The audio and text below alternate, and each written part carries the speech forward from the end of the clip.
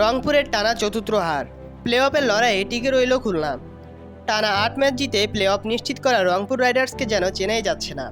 প্রায় অজেয় হয়ে ওঠা দলটি টানা ৪ ম্যাচ হারল। এরপর রংপুরকে ৪৬ রানে হারিয়েছে খুলনা টাইগার্স।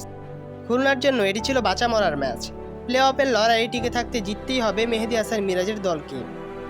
তারা সেই জয় তুলে নিল সহজেই। ১১ ম্যাচ শেষে খুলনার টেবিল পয়েন্টে ১০, ১২ ম্যাচে দুর্বার রাজশাহী আর ১০ ম্যাচে চিটাগাং কিংসের ১২ পয়েন্ট নিয়ে তাদের উপরে। বোলাররাই আজ ডুবিয়েছে রংপুরকে। ব্যাটারদের সামনে জয়ের লক্ষ্য ছিল ২২১ রানের। এত বড় লক্ষ্য তাড়া করে আর জেতা হয়ে ওঠেনি নুরুল হাসান সোহানের দলের। বলতে গেলে একাই লড়াই করেছেন সৌম্য সরকার।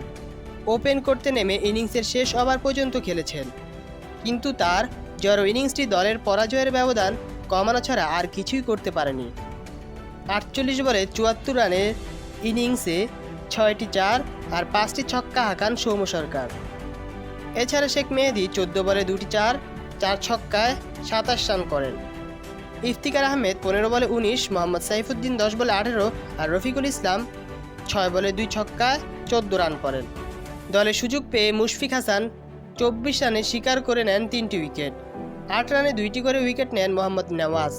এর আগে ওপেনার নাইম শেখের বিধ্বংসী সেঞ্চুরিতে ৪ উইকেটে ২২০ রানের বিশাল সংগ্রহ করেছিল খুলনা টাইগার্স।